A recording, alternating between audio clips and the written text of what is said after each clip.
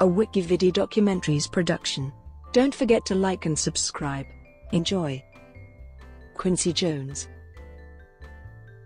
Quincy Delight Jones Jr., also known as Q, is an American record producer, actor, conductor, arranger, composer, musician, television producer, film producer, instrumentalist, magazine founder, entertainment company executive, and humanitarian. His career spans 6 decades in the entertainment industry, a record 79 Grammy Award nominations, and 28 Grammys, including a Grammy Legend Award in 1991.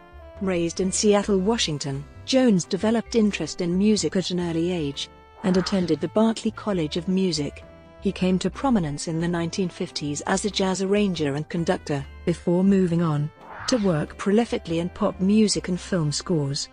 In 1968, Jones and his songwriting partner, Bob Russell, became the first African Americans to be nominated for an Academy Award for Best Original Song, for The Eyes of Love, from the Universal Pictures film Banning. That same year, Jones was the first African American to be nominated twice in the same year, as he was also nominated for his work on the 1967 film In Cold Blood for an Academy Award for Best Original Score. In 1971, Jones was the first African American to be the musical director and conductor of the Academy Awards ceremony. In 1995, he was the first African American to receive the Academy's Jean Hersholt Humanitarian Award. He is tied with sound designer Willie D. Burton as the second most Oscar-nominated African American. Each has 7 nominations. Jones was the producer, with Michael Jackson, of Jackson's albums Off the Wall, Thriller, and Bad, as well as the producer and conductor of the 1985 charity song, We Are the World, which raised funds for victims of destitution in Ethiopia. In 2013, Jones was inducted into the Rock and Roll Hall of Fame as the winner, alongside Lou Adler, of the Ahmet Ertegun Award. Jones was also named by Time magazine as one of the most influential jazz musicians of the 20th century. Early life. Jones was born in 1933, on the south side of Chicago, to Sarah Frances and Quincy Delight Jones Sr. The elder Jones was a semi-pro baseball player and carpenter from Kentucky. His paternal grandmother was an ex-slave in Louisville. Jones later discovered that his paternal grandfather Jones was Welsh. Jones's family had moved to Chicago as part of the Great Migration out of the South. Sarah was a bank officer and apartment complex manager. Quincy had a younger brother, Lloyd, who later became an engineer for the Seattle television station KOMO-TV. Lloyd Jones died in 1998. Quincy was introduced to music by his mother, who always sang religious songs, and by his next-door neighbor, Lucy Jackson. When Jones was 5 or 6, Jackson played stride piano next door, and he would listen through the walls. Lucy Jackson recalled that after he heard her one day, she could not get him off her piano if she tried. When the boys were young, their mother suffered from a schizophrenic breakdown and was committed to a mental institution. Jones's father divorced and remarried Elvira Jones, had 3 children of her own, Waymond, who became a friend of the young Quincy, Teresa, and Catherine. Elvira and Quincy Sr. had 3 children together, after moving to the Northwest, Jeanette, Margie, and Richard. In 1943, Jones and his family moved to Bremerton, Washington, where his father got a wartime job at the Puget Sound Naval Shipyard. After the war, the Joneses moved to Seattle, where Jones attended Garfield High School near his home. In high school, Jones developed his skills as a trumpeter and arranger. His classmates included Charles Taylor, who played saxophone, and whose mother, Evelyn Bundy, had been one of Seattle's first society jazz band leaders. Jones and Taylor began playing music together, and, at the age of 14, were playing with a National Reserve Band. Jones has said he got much more experience with music growing up in a smaller city, otherwise, he would have faced too much competition. At age 14, Jones introduced himself to a then 16-year-old musician from Florida, Ray Charles, after watching him play at the Black Elks Club. Jones cites Charles as an early inspiration for his own music career, noting that Charles overcame a disability to achieve his musical goals. He has credited his father's sturdy work ethic with giving him the means to proceed, and his loving strength with holding the family together. Jones has said his father had a saying, "Once a task has just begun, never leave until it's done. Be the labor great or small, do it well or not at all." In 1951, Jones earned a scholarship to Seattle University, where a young Clint Eastwood, also a music major there, watched him play in the college band. After only one semester, Jones transferred to what is now the Berklee College of Music in Boston on another scholarship. While studying at Berklee, he played at Izzy Ort's Bar and Grill with Bunny Campbell and Preston Sandiford, whom he later cited as important musical influences. He left his studies after receiving an offer to tour as a trumpeter with the band leader Lionel Hampton and embarked on his professional career. While Jones was on the road with Hampton, he displayed a gift for arranging songs. Jones relocated to New York City, where he received a number of freelance commissions arranging songs for artists including Sarah Vaughan, Dinah Washington, Count Basie, Duke Ellington, Gene Krupa, and Ray Charles, by then a close friend. Musical career. At the age of 19, Jones traveled with jazz band leader Lionel Hampton to Europe, and he has said that his European tour with Hampton turned him upside down, altering his view of racism in the US. It gave you some sense of perspective of past, present and future. It took the myopic conflict between just black and white in the United States and put it on another level, because you saw the turmoil between the Armenians and the Turks, and the Cypriots and the Greeks, and the Swedes and the Danes, and the Koreans, and the Japanese. Everybody had these hassles, and you saw it was a basic part of human nature, these conflicts. It opened my soul. It opened my mind. In early 1956, Jones landed a temporary job at the CBS stage show, then hosted by Jimmy and Tommy Dorsey, and which was broadcast live from the network's famed Studio 50, in New York City. On January 28, February 4, 11th and 18th, as well as on March 17 and 24, Jones played second trumpet in the studio band which backed the then 21-year-old Elvis Presley in his first 6 television appearances, most notably on his last 3 when he sang Heartbreak Hotel, which became his first record, then Billboard's Pop Record of the Year. Soon after, Jones went on tour again as a trumpeter and musical director of the Dizzy Gillespie Band on a tour of the Middle East and South America sponsored by the United States Information Agency. Upon his return, Jones signed with ABC Paramount Records and started his recording career as the leader of his own band. In 1957, Quincy settled in Paris, where he studied composition and theory, with classical composers Nadia Boulanger and Olivier Messiaen. He also performed at the Paris Olympia. Jones became music director at Barclay Disc, a leading French record company and the licensee for Mercury Records in France. During the 1950s, Jones successfully toured throughout Europe with a number of jazz orchestras, as musical director of Harold Arlen's jazz musical Free and Easy. He took to the road again. A European tour closed in Paris in February 1960.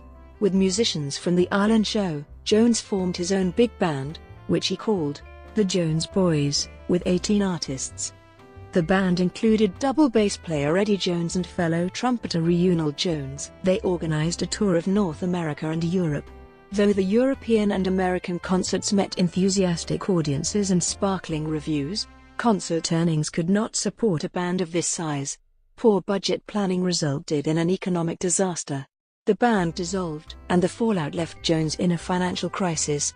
"We had the best jazz band on the planet, and yet we were literally starving. That's when I discovered that there was music, and there was the music business. If I were to survive, I would have to learn the difference between the two." Irving Green, head of Mercury Records, helped Jones with a personal loan and a new job as the musical director of the company's New York division. There he worked with Doug Moody, who founded Mystic Records. 1960s breakthrough and rise to prominence. In 1964, Jones was promoted to vice president of Mercury Records, becoming the first African American to hold this executive position. In that same year, he turned his attention to film scores, another musical arena long closed to African Americans. At the invitation of director Sidney Lumet, he composed the music for The Pawnbroker. It was the first of his 33 major motion picture scores. Following the success of The Pawnbroker, Jones left Mercury Records and moved to Los Angeles. After composing the film scores for Mirage and The Slender Thread in 1965, he was in constant demand as a composer. His film credits over the next 7 years included Walk, Don't Run, The Deadly Affair, In Cold Blood, In the Heat of the Night, McKenna's Gold, The Italian Job, Bob and Carol and Ted and Alice, Cactus Flower, The Out-of-Towners, They Call Me Mr. Tibbs, The Anderson Tapes, Dollar, and The Getaway. In addition, he composed The Street Beater, which became familiar as the theme music for the television sitcom Sanford and Son, starring close friend Redd Foxx. He also composed the themes for other TV shows, including Ironside, Banachek, The Bill Cosby Show, the opening episode of Roots, and the Mark Goodson-Bill Todman game show Now You See It. In the 1960s, Jones worked as an arranger for some of the most important artists of the era, including Billy Eckstine, Sarah Vaughan, Frank Sinatra, Ella Fitzgerald, Nana Muscuri, Shirley Horn, Peggy Lee, and Dinah Washington. Jonas' solo recordings also gained acclaim, including Walking in Space, Gula Matari, Smackwater Jack, You've Got It Bad Girl, Body Heat, Mellow Madness, and I Heard That. He is known for his 1962 tune, Soul Bossa Nova, which originated on the big band Bossa Nova album. Soul Bossa Nova was a theme used for the 1998 FIFA World Cup.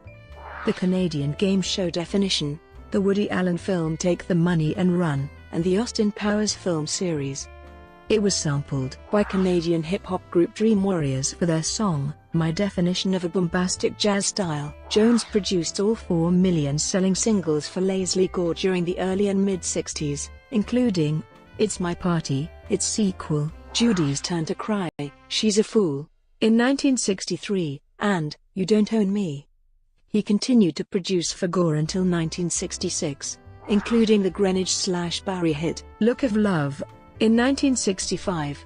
In 1975, Jones founded Quest Productions, for which he arranged and produced hugely successful albums by Frank Sinatra and other major pop figures. In 1978, he produced the soundtrack for The Wiz, the musical adaptation of The Wizard of Oz, whose feature film version starred Michael Jackson and Diana Ross. In 1982, Jones produced Jackson's all-time best-selling album Thriller.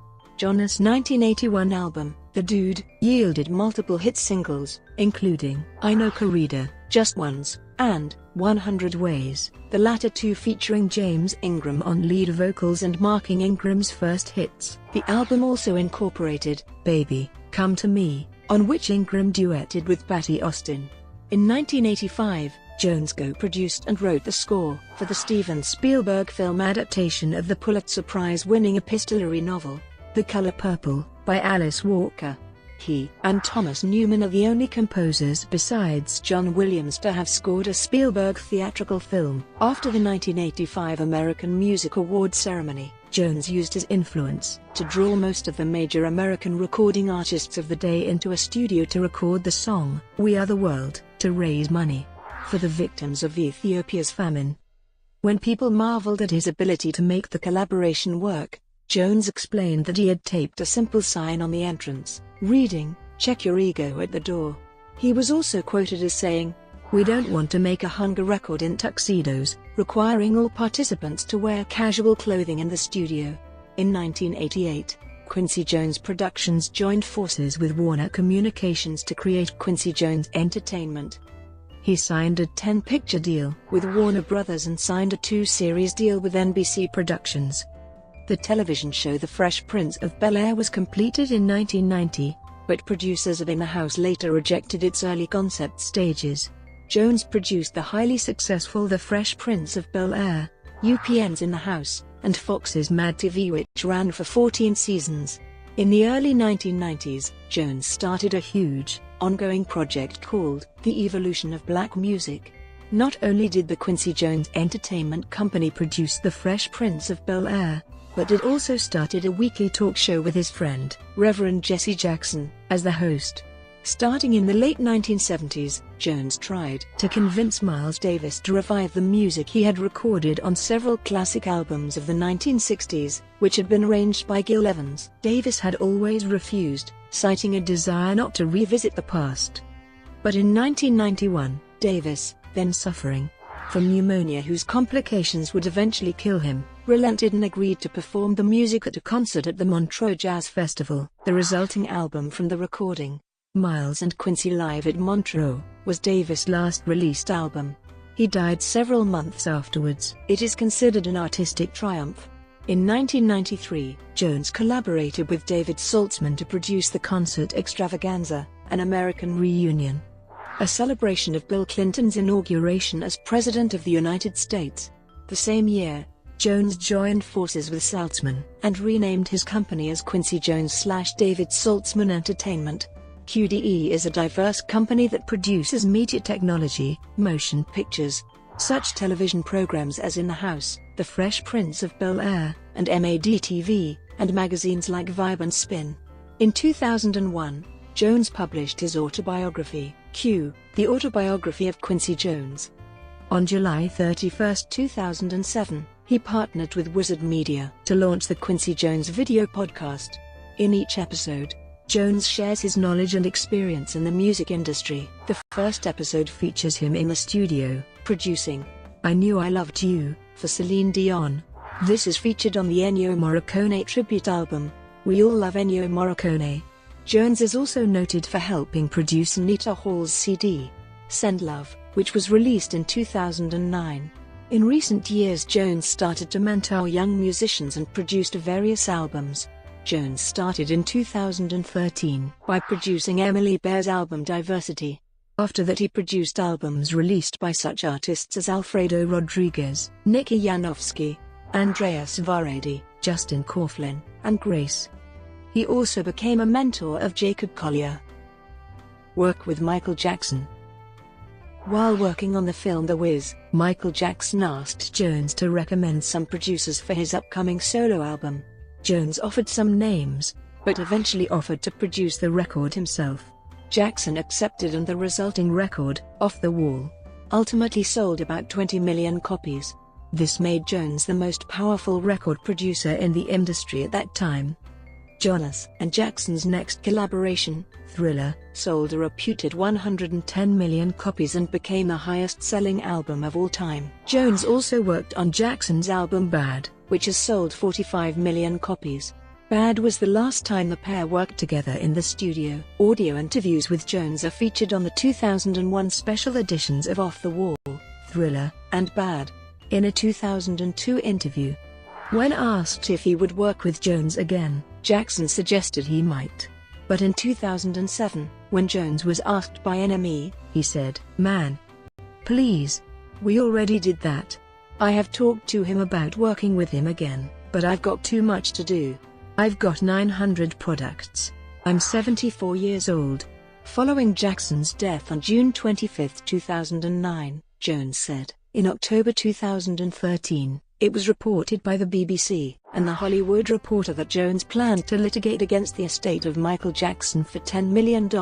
Jones said that MJJ Productions, a song company managed by the singer's estate and Sony Music Entertainment, improperly re-edited songs to deprive him of royalties and production fees. Further, they breached an agreement giving him the right to remix master recordings for albums released after Jackson's death in 2009.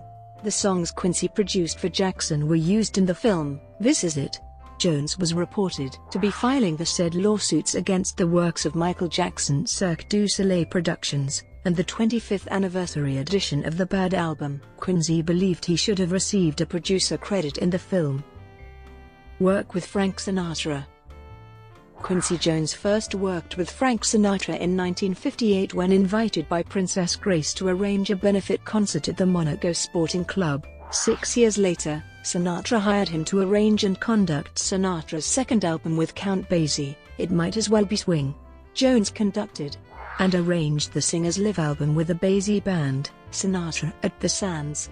Jones was also the arranger/conductor when Sinatra, Sammy Davis Jr., Dean Martin, and Johnny Carson performed with the Basie Orchestra in June 1965 in St. Louis, Missouri, in a benefit for Dismas House. The fundraiser was broadcast to movie theaters around the country and eventually released on DVD. Later that year, Jones was the arranger/conductor when Sinatra and Basie appeared on the Hollywood Palace TV show on October 16, 1965. 19 years later, Sinatra and Jones teamed up for 1984's LA Is My Lady. Quincy was quoted saying, "Frank Sinatra took me to a whole new planet. I worked with him until he passed away in '98. He left me his ring. I never take it off. Now, when I go to Sicily, I don't need a passport. I just flash my ring." Brazilian culture.